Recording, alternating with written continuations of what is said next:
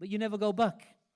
But just the idea of returning back to your roots, to the country where is your, and that country is your true home, where you are truly rooted, where you can move freely, and no one looks at you because of your religion. In fact, they honor you because of your religion. There is no Islamophobia, there is no racism. No one looks at you because of the color of your skin. Everyone has, or many of the people, especially if you come from my generation and my parents' generation, and then my grandparents' generation, they all had it. I have it.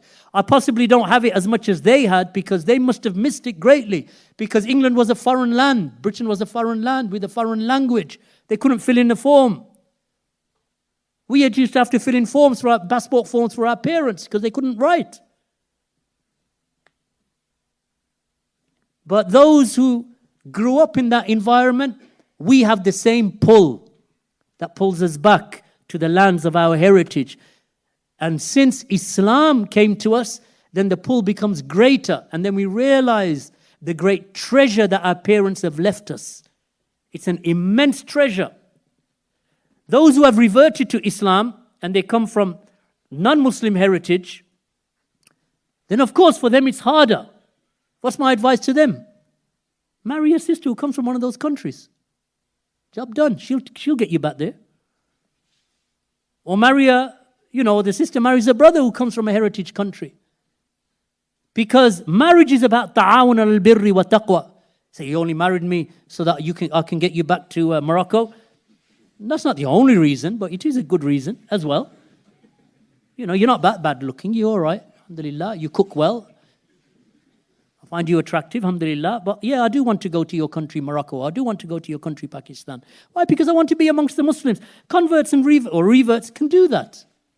And there's no harm in that. Ta'awun al-birri wa taqwa. And she'll get rewarded for helping you. But the point I'm making is this so-called myth of return is actually not so much a myth anymore. Because the push and the constriction and the laws that have been instituted in this country especially over the last 20 odd years since 9/11, have made the lives of Muslims constricted. So they live, they say, we don't want you to live in ghettos, but they force you into ghettos. Because if you don't live in a Muslim community, and you live in those communities, your window will get smashed. Or your wife's hijab will get pulled off. Or you'll get spat at. You find that in those areas. So that's why the Muslims, they gather together. And they want to live in one community.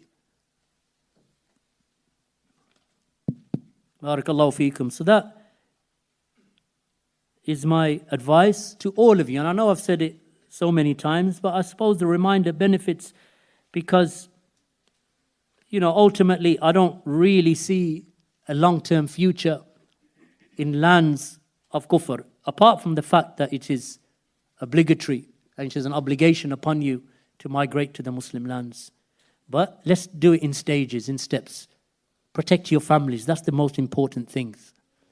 Ya ayyuhalladhina amanu qu anfusakum wa ahlikum nara.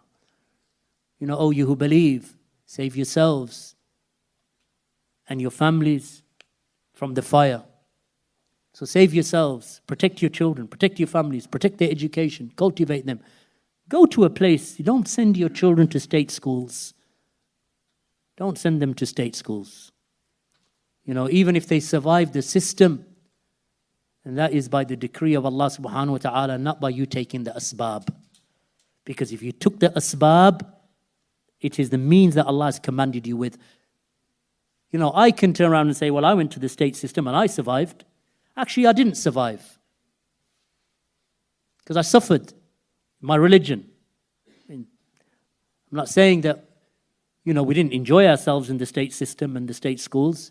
In terms of as kids growing up, you don't know any better. So you enjoy yourselves and you do what you do. But my religion suffered. There's no doubt about that. Whatsoever. My connection to Allah suffered. I didn't know nothing about Islam growing up as a child in the 1970s. I didn't know anything about Islam. There was no Islam in school or at home or anywhere else. And it was by the grace of Allah and His favor upon us that Allah guided us to Islam and to the Sunnah.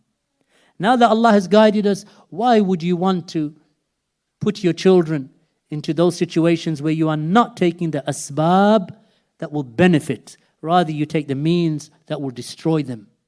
Don't take the means, because Allah has not commanded you to take the means that destroy. Allah commands you to take the means that benefit. وَجَزَاكُمُ اللَّهُ خَيْرًا.